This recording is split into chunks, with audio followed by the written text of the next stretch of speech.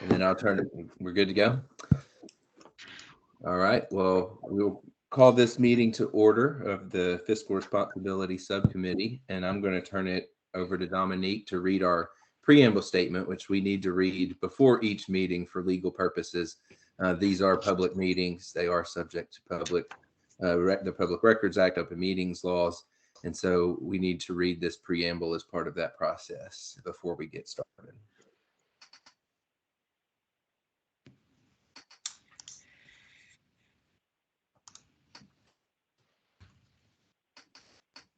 All right. Hello, everyone. Welcome.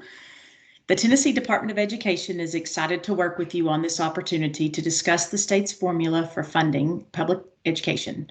Before we begin, the department would like to remind you of the following. Conversations on this topic are not intended to reflect on the current BEP funding formula. The current BEP funding formula will remain in place until a new funding formula is recommended to and approved by the Tennessee General Assembly.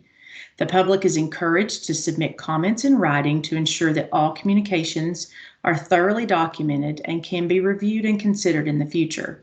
Public comment is encouraged to focus on developing a new funding formula rather than revising the current funding formula.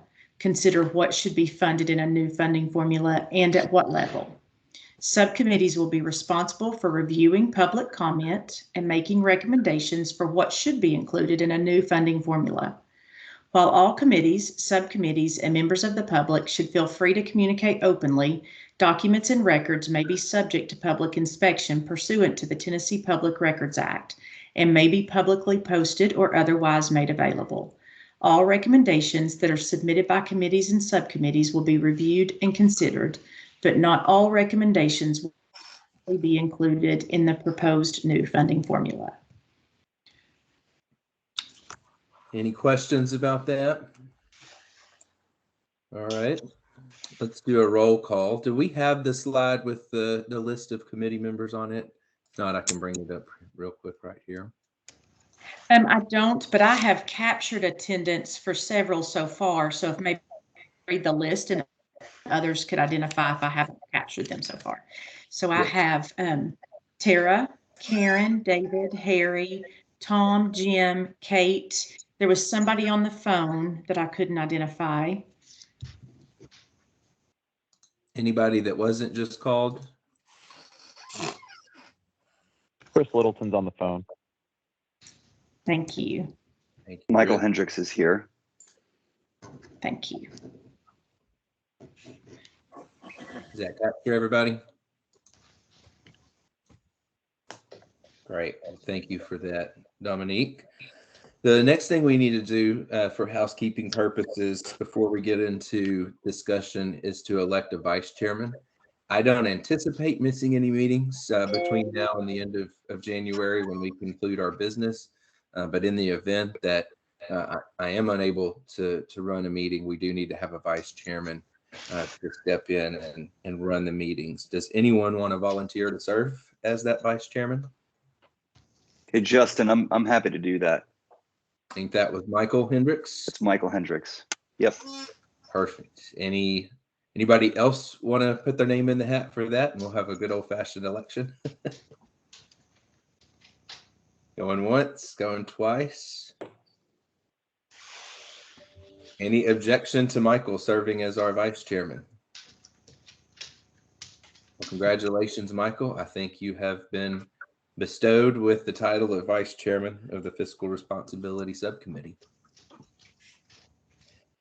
So the next thing I would like to do, we had a great subcommittee chairman meeting with Commissioner Schwinn a week or so ago, and she went through a lot of the expectations of the subcommittees and also gave some really important information about what's in a funding formula, how funding formulas work from various states, what a student-based funding formula could look like and does look like in a number of states. So I've asked Dominique to pull a few of the slides from the commissioner's presentation to share with you so that we all have seen the key pieces of this. And I want to go through a couple of those slides now. This first one you should be able to see. And we can, for those who are on the phone, maybe not be able to see everything, we can send this list of specific slides just for your convenience as well. But a good funding formula, as the commissioner talked through, it's easy to understand. Parents understand how much is going towards their child's education, what all that includes, what types of things it funds, and it's very transparent for taxpayers as well. It's not difficult to go find that information. Georgia, for example, fits each of its districts' funding outlines in a single one page. So it's very easy for parents and for taxpayers and educators alike to understand. It works for all students. So you can, and we'll get into this in a minute, if you have a base for all students across the state, there are going to be certain students that are more costly to educate. That should be considered in a student-based funding formula. It's sustainable and fiscally responsible. Obviously, we as a state have to take in more than we spend, and we have to balance our budget every year.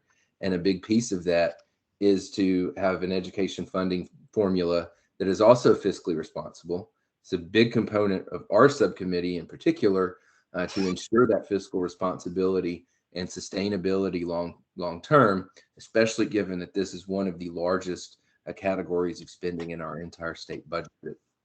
You obviously want a funding formula to be outcomes based. You want to get results based on how you spend those resources, but you also want it to be flexible. And we'll talk through this some, that you want to make sure that principals and school leaders have more say over how those education dollars are spent within parameters, so that they're the closest to the student. They're the ones that need to be making some of these decisions, rather than a law itself stipulating it or administrators stipulating the vast majority of it. You want to move on to the next slide? There we go. So there are three really larger categories of funding models across the country, and we'll see a map in a second of the various ones. Student-based has actually become the driving funding model. I think about 75% of states have moved to at least a base student funding or student-based funding. Another approach is resource-based. And so this is based off the resources they need, and these resource-based models tend to be more complicated and difficult to understand. And then there's categorical. This is seen in like federal funding. We give money towards this particular thing versus having sort of a base funding model across the board with some weights and other factors at play. And this slide shows where the states are. So those in dark gray have moved to at least some type of hybrid formula that has a student-based component, or those states are outright student-focused in their funding model. Tennessee is currently more of a resource-based state, along with those in light gray, as you see. So we are in the minority in terms of how we fund education. So what would a funding-based model look like if it were student-focused? This is a good pyramid example where you would have a base amount. So each student gets $10,000, and I'm just throwing that number out for simplicity's sake, but you have a base amount that every district gets per student in that district. And then you can build other things on top of that. That is the driving factor for funding. But then you can have other components such as weights. This is something that we've talked about before: English language learners, students with special needs, those that are more costly to educate for whatever reason.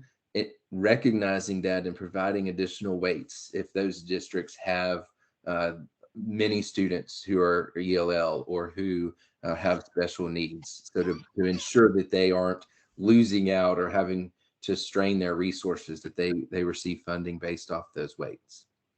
There can be additional direct funding on top of that for specific programs, things like particularly CTE, career and technical education, and those kinds of things. And then outcomes-based funding on top of that. That is a smaller portion, but can drive better outcomes as a result. And we can go through next and look through what are some examples especially of the weights, direct and outcome-based funding. So first, the base amount.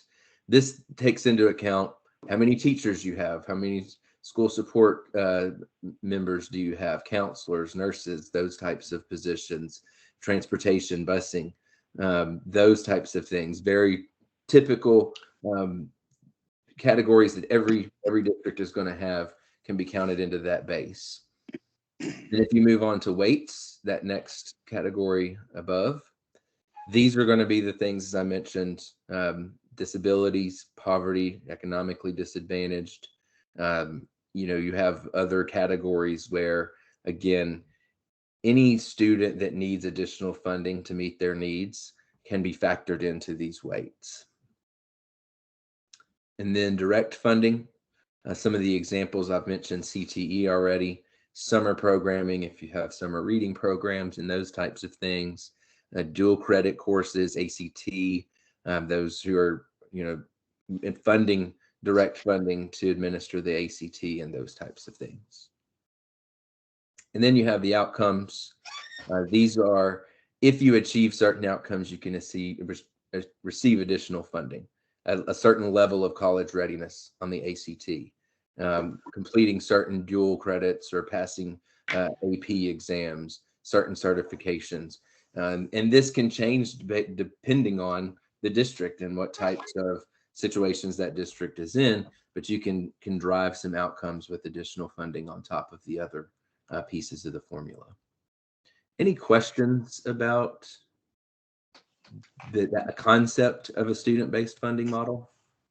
Hey, Justin, this is Dave Perdue. Yes, sir. I was wondering, in the beginning, you mentioned that there are certain types of students that cost more to educate than others. Do you have a list of those types of students? If we go back to slide, it's the weight slide, Dominique. Can you see this, David? Yes. So these are some of the, this isn't a holistic list or an exhaustive list, but some of the more common examples of when states look at various weights, these are some of the more common areas that they provide additional weighted funding for. Okay. Do you have a state that you think has the very best formula? I don't currently have that. I think that's something that we can talk through as a group and provide some feedback on, some states maybe do these weights better. Other states have better outcome funding. I think the governor would certainly like to see us take a look at a variety of states and create a model that works best for Tennessee, bringing in some of the best examples from other states. But in the next meeting, I'll be sure to bring back some thoughts I have on states that do a really good job. Okay, thank you. I would add that at the end of the month, you all should be receiving a document that will have about 6 to 8 models of states and some data for states who have already implemented this for you to review. That would be very helpful. Thank you. Good. I've got a few hands raised. I think Tara was I got the microphone here, and that is, you mentioned on one of the slides about ACTs. Most of colleges have moved away or are moving away from using ACT scores. So I'm just wondering if we want to consider that. I think we definitely should be forward thinking and, are there things that are changing that perhaps don't need to be included in that, or include things that recognize the future. I know, going back to the CTE example, there are a growing number of students that are taking those paths to trade schools and community college rather than a 4-year degree as well. So I think all of those things certainly should be taken into account. And these are the types of discussions that we should have to provide our recommendations. And we'll see in a minute when that time will come, so that we can provide that perspective that, perhaps historically, like you said, we funded ACT in the direct funding category, but perhaps due to a change that should be less of a focus than it has been in the past. Okay, thank you. Tara Bergfield has her hand raised. Hi, Tara. Hi, everybody. Dominique, would you mind going to the outcomes slide? I think it's maybe one or two after this one. So I had a question about this one because I might just be reading it wrong, but it looks like this formula suggestion would be rewarding a school with more money once they achieve certain benchmarks, such as passing an AP exam or reaching a certain level on the ACT. I just find that an interesting approach in that the students that would need additional resources are often the ones that are not reaching those outcomes, in that they would be our targeted population. We would want to be funneling resources to students that are not necessarily achieving a high score on an ACT, rather than giving more money to a district or school that already has met that benchmark.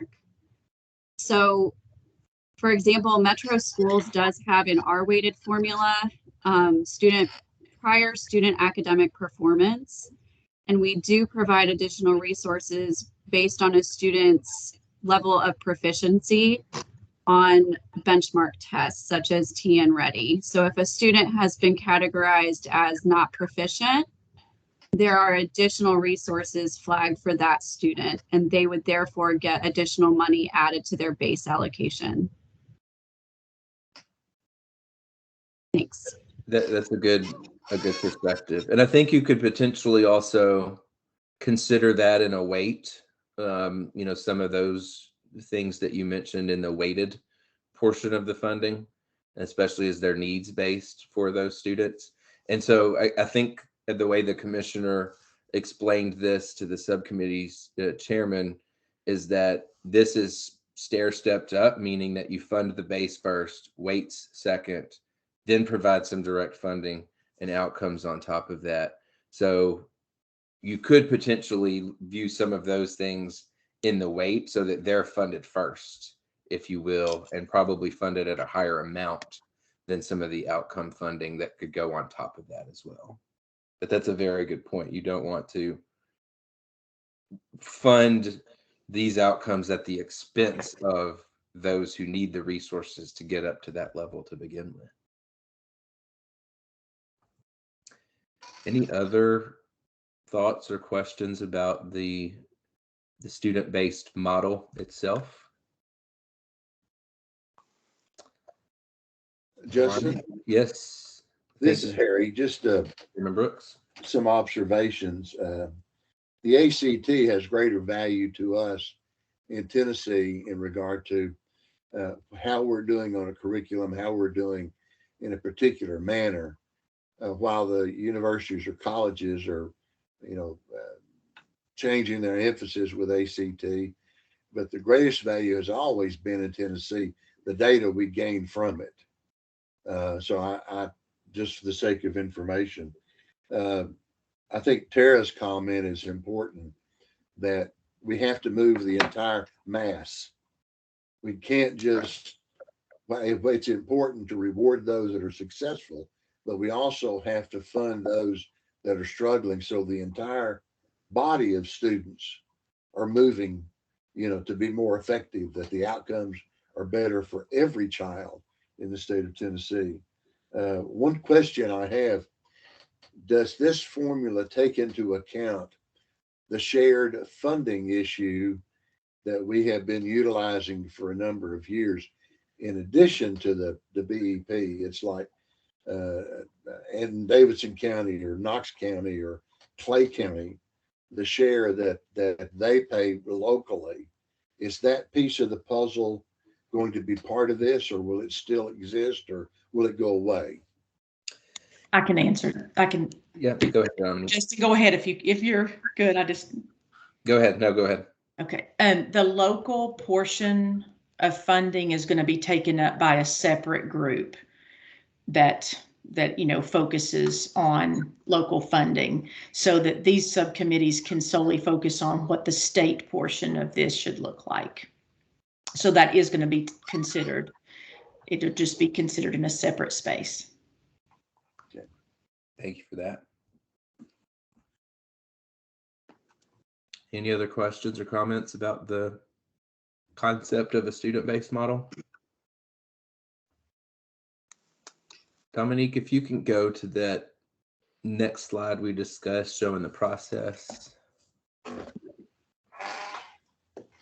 So this is what I'd like everyone to see and think through as we're having these discussions. There are really two pieces that we're going to be taking into account. A lot of feedback. So it's going to be public comments. We will receive public comments in advance of the next meeting so that we can work through those, take those into consideration. I know we discussed last time bringing some public comment back from our various constituencies or networks, those that we work with directly. Would like to spend a few minutes here soon talking about that. And then the other is looking at all of this and having these discussions about what the best approach is so that we as a subcommittee can compile that information and provide a recommendation to the steering committee itself, which is made up predominantly of legislators and other leaders in the state, who will then take all of that information. We've got 18 different subcommittees looking at this from various perspectives. Once we as subcommittees take in that information and have discussions and start to turn those into recommendations, we'll then be providing those to the steering committee for its consideration right around the end of January, I believe is I want to say January 24th is the deadline on that, but don't hold me to it because I could be wrong on the exact date. But so over the course of mostly December and January, our role will be to take in that information from the public and digest it and then turn what we've learned into recommendations for here. This is the exact slide. So take a minute to look at this process. We should receive all the final feedback by January 6th, which then gives us a couple of weeks before we submit final recommendations to the full steering committee. Any questions about the process itself? I think that's all the slides. Is that right, Dominique? And Justin, when are we going to have the aggregate of all the feedback that has been gathered? It will be ongoing. So people will have until January 6th to submit that feedback. They can submit it via email or online. They are collecting feedback in the town halls that they're conducting as well. So as that feedback comes in, it's going to be compiled and sent to the various subcommittees that it's related to. So we will receive feedback as it relates to the issues around fiscal responsibility. I think we'll get a first batch of feedback, and Dominique, you can elaborate on this more. We'll get the first batch of feedback in advance of our December 6th meeting, so we can spend the next meeting talking about that public feedback that we've received. And then I would like for us to continue to pull feedback ourselves from various groups and constituencies like we discussed last time, so that we can kind of provide that more specific expertise feedback, if you will. Dominique, is that right on the timing of the public feedback? Yes, and it's my understanding that you all are going to be receiving that anytime. They were talking on Friday that it's very close to being sent to you. And then I do, Karen King mentioned when she first hopped on the call today, she's been going back and listening to the recordings of the town hall meetings. Karen, has that been helpful to you? Well, it gave me an understanding of exactly what the objective has been. And I think I might have a question here is exactly what is the objective of this committee, our fiscal responsibility committee? I don't know exactly what our input is going to be. Is it the affordability of the request, the sustainability of the request, or the equity of the request, or exactly what is the objective of our committee and our recommendation? I think that's something that we're going to have to to discuss when we start to pull those recommendations together. I do think it's important to keep in mind that there, again, are 18 different subcommittees that are looking at this from a variety of perspectives. And our goal is to look at this from the fiscally responsible perspective. What is the impact on the state budget? How do we ensure that it's sustainable? Those more specific pieces of it. But we, as a subcommittee, have the ability, if we want, to speak beyond that. Because when you think about fiscal responsibility, that's a very broad statement, broad category, right? Whereas some of those who are focused more on English language learners, they have a very specific issue to bring that perspective from. And so I think part of what we're going to have to discuss as we take in that public feedback and start to figure out what we're hearing and how to use that to make recommendations is how broad or how narrow do we want to be in those recommendations. I certainly don't want to impart, restrictions on us to say we can only talk about it from this perspective. I think that as we discuss it, that might start to become clear to us that where can we be the most helpful to the steering committee as a unified voice, as a subcommittee. Just in thinking out loud, and it would seem that we would have to think on 3 tiers. We would have to think on a school level, a district level, and a state level. Those 3 components would have to be in consideration for this group.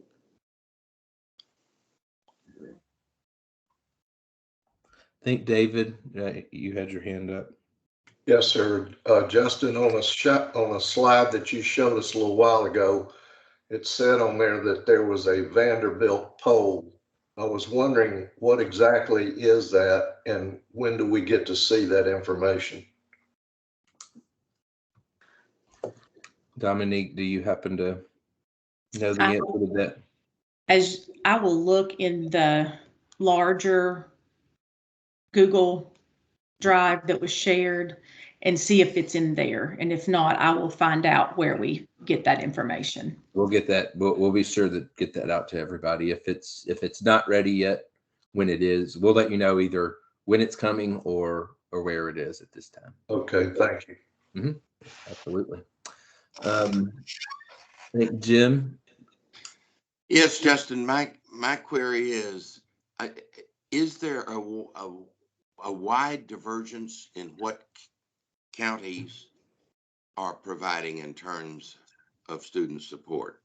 Is it such that we might have to, even though we're only concerned with the state budget, will we have to take that into consideration when we think about not only the weights, but direct funding or even outcomes? This sounds a little complicated. For sure. And I think that goes back to Karen's point about looking at this at the school level, district level, state level, because any change is going to impact those 3 things differently. Right. Right. And yes, Chairman Brooks mentioned this earlier, that there's that local piece. So if you think of the student funding really in 4 buckets, you got federal, which is frankly a really small piece. And a lot of that is those direct funding pieces. You have the BEP, which is a mix of state funding and locally required funding.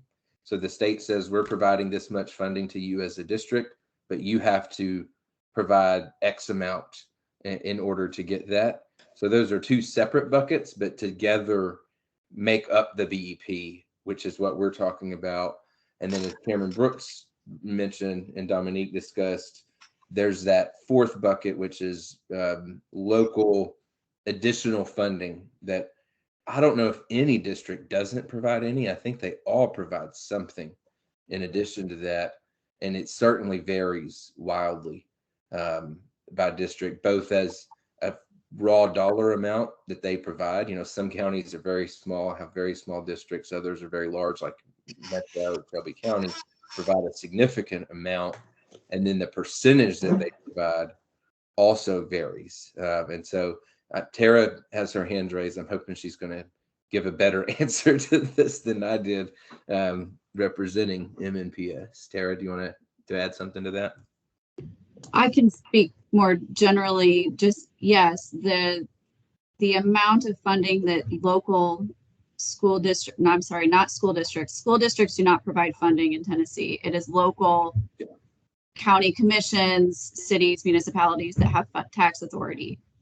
That varies greatly. In the current BEP structure, there is a required local match that they have to pay based on the formula and fiscal capacity, which I know there's another subcommittee that will be talking about that, but I do think that local ability versus responsibility does come into play for our committee's purview.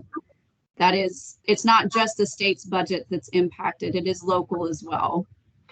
And right now, under the current structure, it varies greatly. There's a few districts that pay just above what they have to, whereas there's other districts that go way above and beyond. So it varies very greatly. And as a result, the per pupil amount that's distributed to each school or each student across the state varies widely as well. Thank you. We'll try to get that in some form so that we can look at how that varies as well. Justin, we could request that from Mary Ann Darsky by district. It ranges from 42% to about 92% statewide. I've worked on this probably since 1982. Harry laughs. So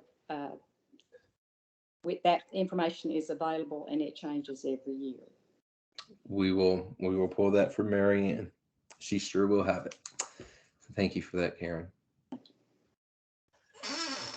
Any other thoughts?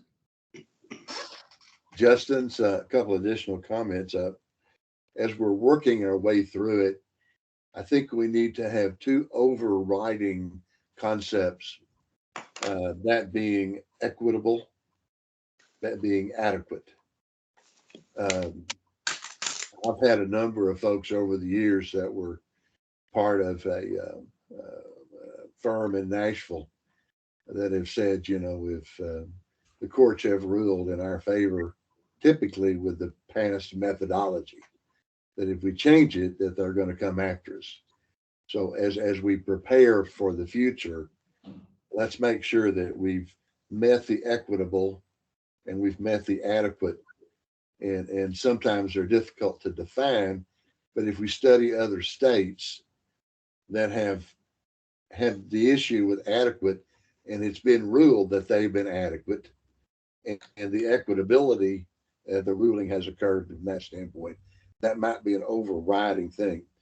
At some point, it may be important that the local funding subcommittee and this subcommittee might need to jointly sit down and look at the issue, because they're very much related in that regard.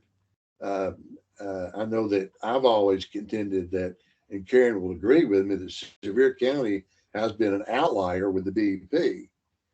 On the same hand, Clay County struggles every time we add more money from the state. They have to generally drop an education position, and they literally reduce staff in order to meet their obligation. They have a very, very high tax rate in that county. And now one really off the wall approach that could very well we could consider is that we pull back all the local situs money, send it to the state, and every penny is now a state responsibility. And that would clearly, you know, that's very radical. But you know, it would, you know, you wouldn't get into this issue of one system having, you know, $15,000 a student and another one having 11,500. But it's a very complicated process. I like the outline and the charts that you've had, that what we're after ultimately through all of this is student outcome. Yep. That is where we're heading, and I think that is phenomenal. That however we measure that, because that sort of evolves, but I mean that's super. I mean I just support that totally. And the difficulty is how do we get there, and from that standpoint. But student outcome is a great way to I think ultimately arrive at success. Very interesting thought of not just looking at how the money goes out, but how it comes in. And I think that would fit within our purview as a fiscal responsibility subcommittee. Got a lot of hands. Tara, is your hand newly raised?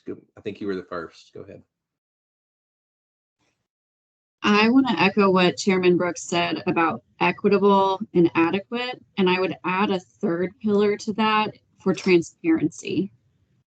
Not just in the way the funding formula goes in, so that we understand the weights and the distribution of the revenues and how those are given out to districts or schools, but also in how expenditures are reported back. Good point. Very good point. I think Tom was the next hand up.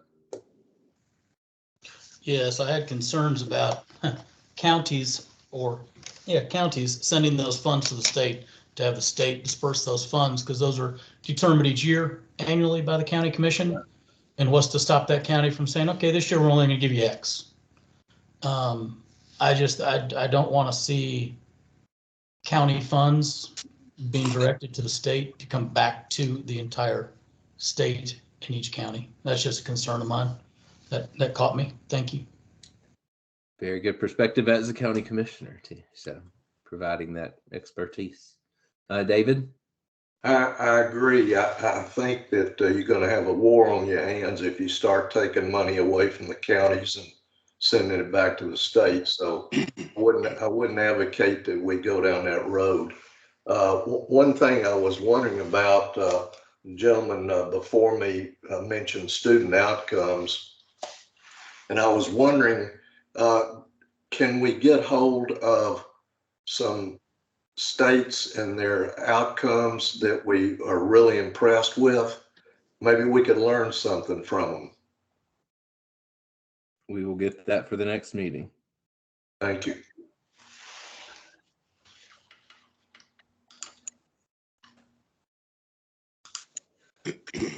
Any other thoughts broadly about the model? Any feedback that you want to offer from constituents? Anybody talk to their various networks that they would like to share some feedback from them with the group? Kate, I think your hand went up. So I talked to people within my charter school community. Was one of the big ones. More education in arts. And also look at the long school days and determine the value of the longer school day. More is not always better. Funding flexibility came from our exceptional education team, being able to use the money that suits your student population. Also, I think this is something is that don't make funding all about test scores, because the areas that struggle with the low test scores are usually the ones that need the most investment. And whatever we do, make it easy to understand. And also flexibility funding for post-secondary success. Professional development, teacher resources, books, supplies, etc. And more counselors and therapists, especially when you're dealing with the population we're dealing with. Summer school, technology updates, field experiences, college visits, so that everybody has a solid post-secondary plan. And then from parents, Primary grades need more parent involvement, also parent. I think you froze up just a second. What was the last thing you said? Parent is a parent perspective. They need more parent involvement within the schools and parent training on how to best help their children. A lot of parents need help. How do you support them? How do you support your child to become a reader? Classroom support, either smaller classes, trained assistants to help students, and then in high school, intervention through the cracks. That was just basically. Those are great.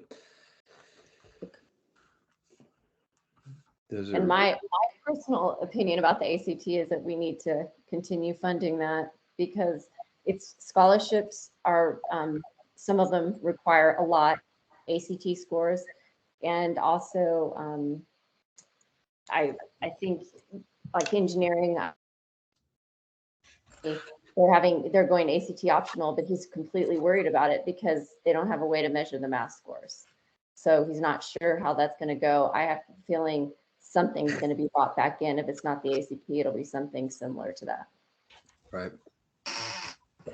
Well, this is really helpful feedback. And as we discuss these and provide items for consideration, what I'd like to do is this time just bring all this out for everybody to think about. And then at the next meeting, especially as we start to take that public feedback, there'll be a slide we'll look at in terms of categorizing this. We briefly saw it earlier, but needs, then, wants, those types of things, so we can start to prioritize what we're hearing. We may get to see that slide here in a minute, but that's something we want to always be thinking about, is where would we put it on that sliding scale in terms of priorities. I'm not sure who was next, but I'm going to go with Chris just because he's next on the list in order. So Chris. Sure. So I requested feedback, and I want to be specific to who responded. So the organization that I work with is Rutherford Students First. So the people who responded were exclusively parents of students in Rutherford County schools. There's no deviation to this. The 15-question survey that I sent out was solicited inside of our email list with parents who are verified with verified addresses specific to the school of where their kids attend. So I'm just clarifying the opinion. The perspective this information came from. I'm not going to go question by question for those who are freaking out if you hear 15-question survey. So just overview. So I asked a question that was kind of on the big 5 things that we're looking at with regards to changing the funding formula. Easy to understand and transparent, and sustainable and fiscally responsible were the 2 top things amongst our parents. I asked some questions on funding. I'm not going to get into, just I want a perspective on, do people even understand how much money is being spent? They don't, is the answer to that. This I thought was an important question specific to the idea of fiscally responsible. And I'll read the wording because I think it is actually that important. If you had to pick just one, should more money be spent on education in Tennessee, or should the current funding be used in better ways? 92% of our respondents said spend the money in better ways. And then when I had multiple questions regarding basically understanding of current spending and transparency. 96% of respondents had no idea how it actually worked and did believe it was not transparent. So that actually informs why, I think, in my opinion at least, that informs why they're saying we would rather see the money spent better and actually understand it. That was kind of an overarching idea. I gave a lot of different categories in terms of asking questions in the survey on what should be the priority of the expenditure. Over in the 4 main categories, I provided just general categories: academic competence, social emotional growth, athletic participation, and fine arts. I don't think it's a surprise. Academic competence was the #1 thing that people wanted. And then I subcategorized that into a whole, I won't even read them all, but the #1 thing that people wanted money spent on with regards to education was more money for teachers' pay. They felt that was the most important thing. And then actually a fairly distant second, third, fourth, I'll just read a couple of these. I'm not going to go through all of these. classroom supplies, building maintenance, technology in classroom, and special education resources actually rounded out the rest of the kind of the top categories that they cared about. Let's see, rolling down. This isn't a surprise for the group that I work with, but I mean, I basically asked a question about the idea of education savings accounts and dollars following the specific students to different methods of education. 84% of my respondents did want to see some kind of education savings account where they could make the choice as a parent.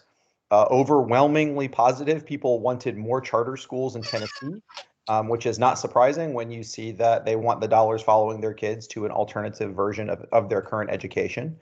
And then I had a lot of, I won't go through them all. There's tons of open text responses, dozens and dozens of them that were outside of the actual categories and specific questions. And I would say that in at least the town hall that I attended, which was the one in Hendersonville, I haven't reviewed the information from the others. This actually echoes a lot of what I was hearing from the parents. Not so much the educators themselves, but definitely the parents, and that they wanted parents and choice to be at the center of a lot of what they did. And they would rather see money spent better than it was just, we need more money. I don't think anybody would turn down more money. I'm not suggesting that, but that if the money was spent more wisely, then they would be happy with that. So when we get to that moment of making suggestions, I think people are probably okay with making better choices than just throwing money at a problem. That's all I got. That's very helpful. Karen, I think you were next on the list.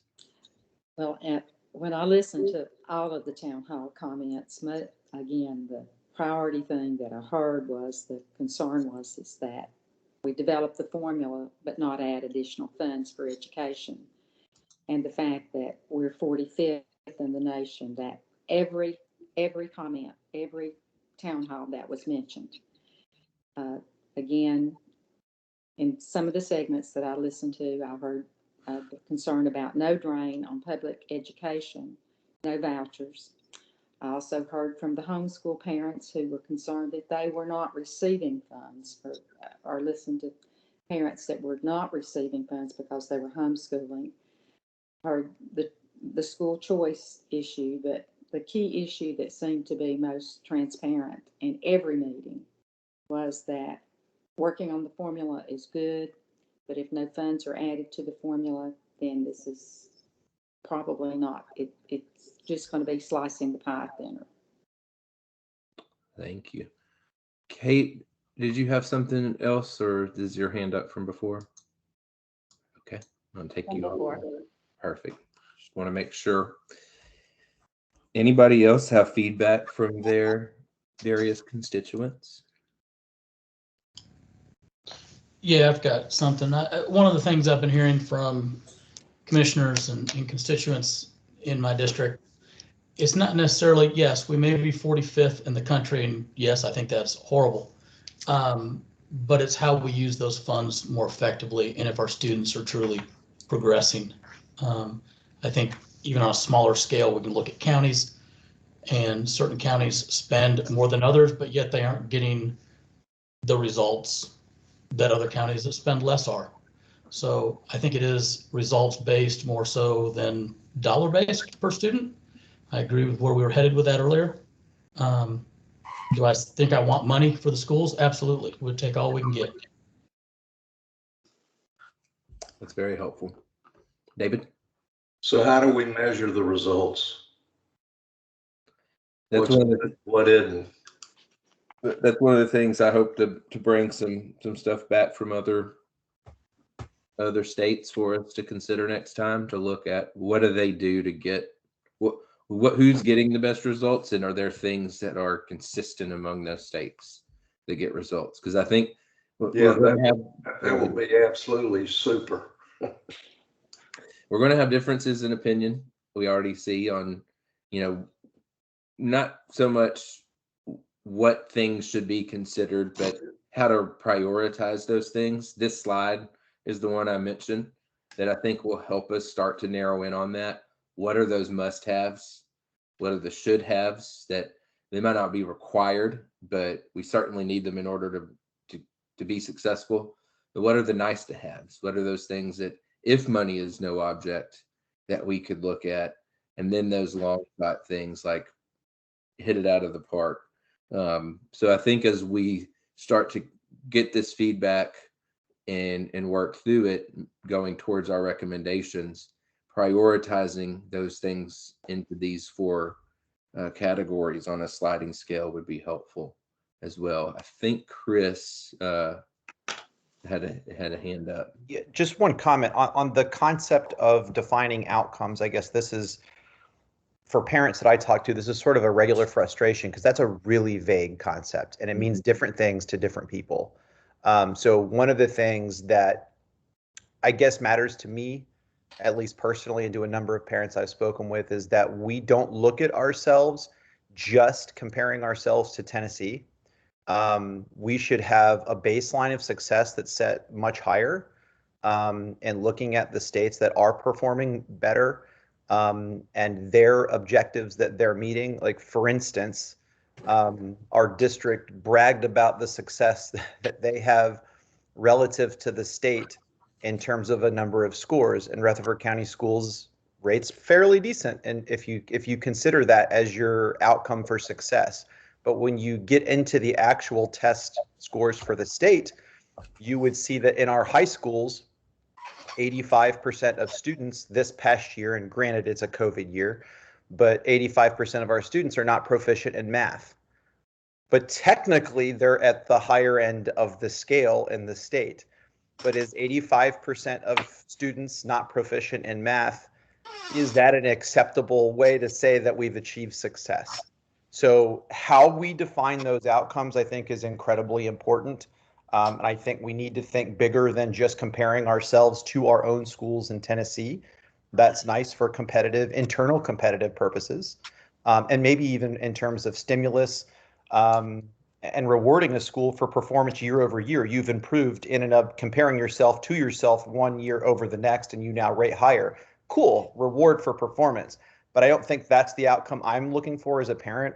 I'm looking for a premium education when I look at all 50 states, not just within Tennessee. So just clarity on the idea of what outcomes based mean is the point of why I said what I did. Thank you for that.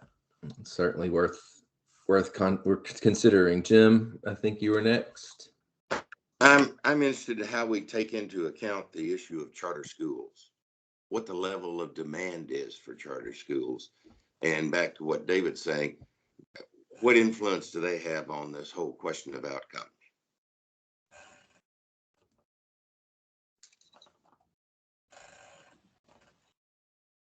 We should definitely talk about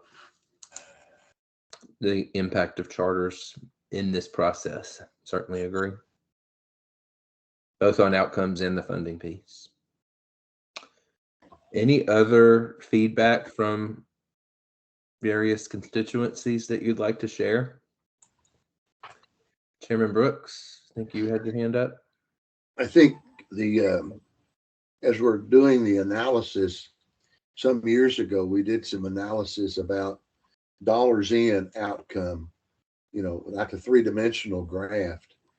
And at that time, Utah ranked pretty high in regard to dollars spent versus outcome. If you're looking at pure dollars, then Massachusetts, Connecticut, those kinds of particular things are out there. And their outcomes are pretty good too. But I don't think, to be honest with you, Tennessee can't afford that. It's just not there. But I think that ratio, and I think it's important, the gentleman said about comparing yourself beyond Tennessee, go to the 50 states. I think we need to go beyond that, compare ourselves with the world, because there are people and companies in Tennessee that are still hiring people priority wise from other nations, because we just don't have the particular expertise or the quality of outcome that they're looking for. And we're competing with China. We're competing with the European Union. I mean, it's a different world, and as time passes, we're going to be competing more and more internationally, because we're going to become less fewer barriers between us and anybody else in the world. Our kids have got to compete for, being folks being hired from everywhere from Canada to you name it. So,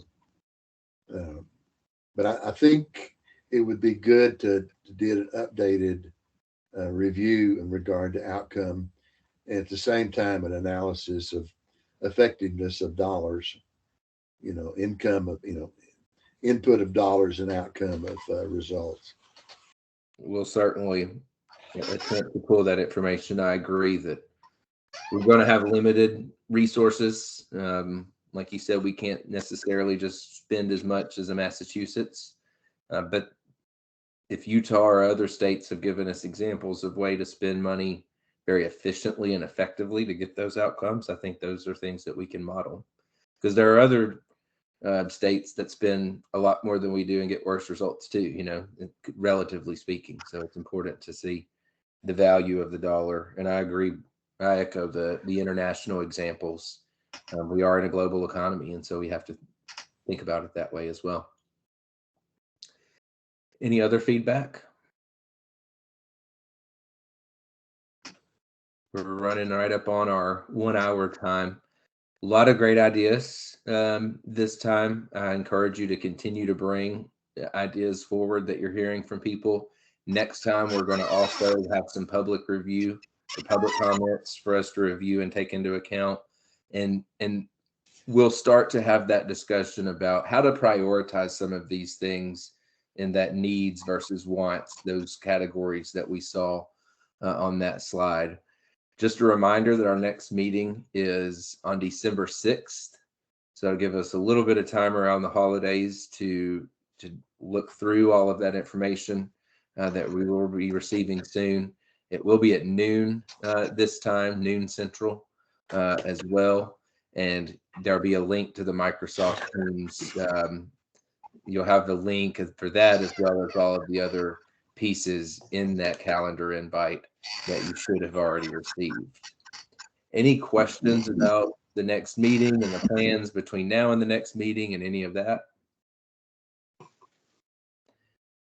Dominique, anything that you need to add for the good of the order? I have been capturing notes as you all have been talking about, feedback that you have either captured from others or your thoughts.